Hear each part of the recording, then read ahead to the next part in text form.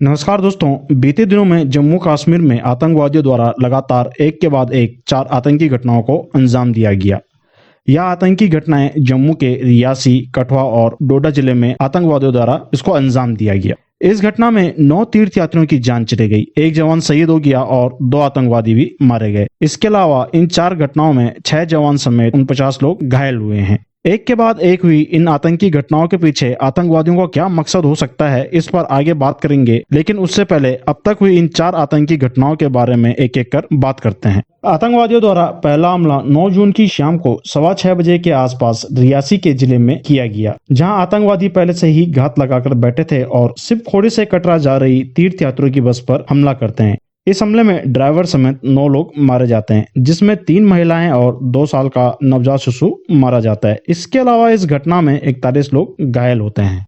इस घटना में घायल हुए तीर्थयात्री प्रदीप कुमार बताते हैं कि आतंकवादियों ने करीब 25 से 30 राउंड फायरिंग की थी, जिसके चलते ड्राइवर को गोली लगती है और बस आउट ऑफ कंट्रोल होकर खाई में जा गिरती है।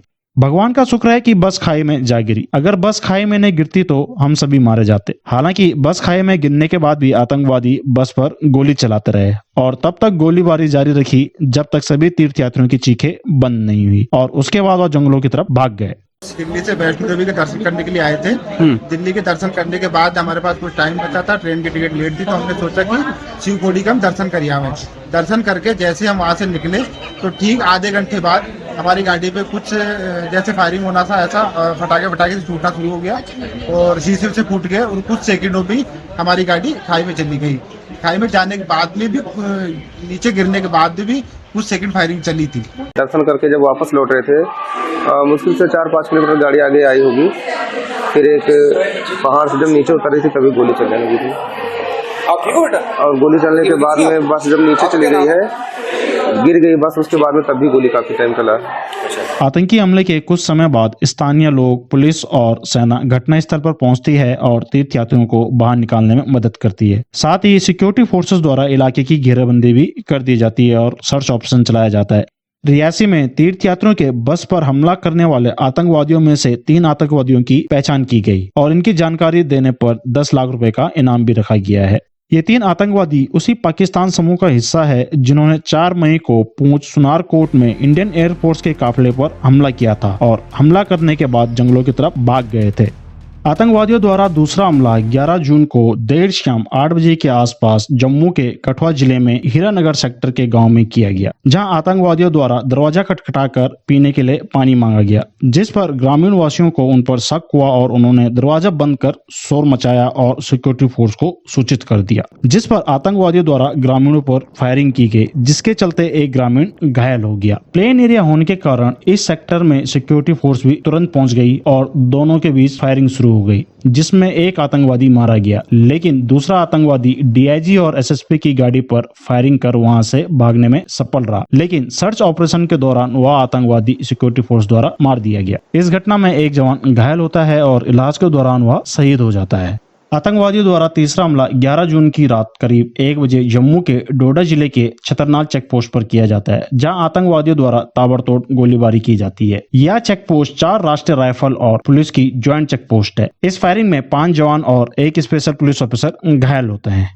आतंकवादियों द्वारा चौथा हमला 12 जून की रात 8 बजे जम्मू के डोडा जिले में किया गया। यह डोडा जिले में आतंकवादियों द्वारा 24 घंटे के अंदर दूसरा हमला था, जहां आतंकवादी और सिक्योरिटी फोर्सेस के बीच में मुठभेड़ होती है, जिसमें स्पेशल ऑपरेशन ग्रुप के एक कांस्टेबल जख्मी हो जाता है और उसे इलाज के लिए हॉस्पिटल भेज दिया जाता है।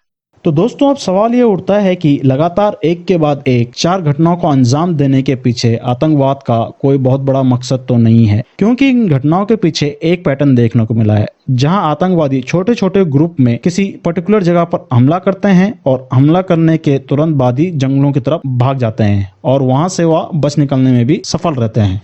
इन आतंकी हमलों पर इंटेलिजेंस और सिक्योरिटी फोर्सेस का कहना है कि पाकिस्तानी एजेंसी आईएसआई और आतंकियों की बौखलाहट की वजह प्रदेश में हो रहे चुनाव थे, जिसमें 60% के करीब मतदान हुए, जिसकी वजह से ये आतंकी घटनाएं हो रही है। और 9 जून को तीर्थयात्रियों की बस पर हमला करने का दिन और समय भी जानबूझकर चुना गया था, क्योंकि उस दिन पीएम मोदी का दिल्ली में शपथ ग्रहण का दिन था।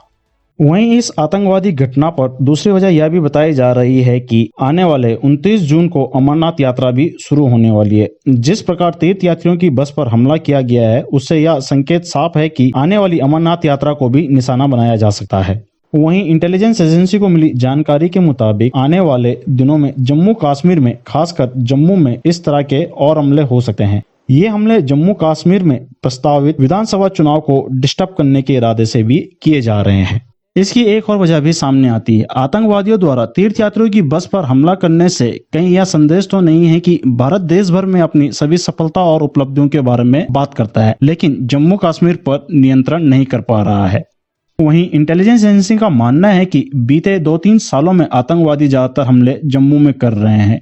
साल 2023 में 43 और साल 2024 में अब तक 20 हमले आतंकवादी द्वारा किए गए हैं। इसके पीछे की सबसे बड़ी वजह धारा 370 को हटाया जाना भी बताया जा रहा है, जिसके बाद कश्मीर वैली में सुरक्षा बढ़ा दी गई और ऐसे में आतंकी अब जम्मू में घटनाओं को अंजाम दे रहे हैं।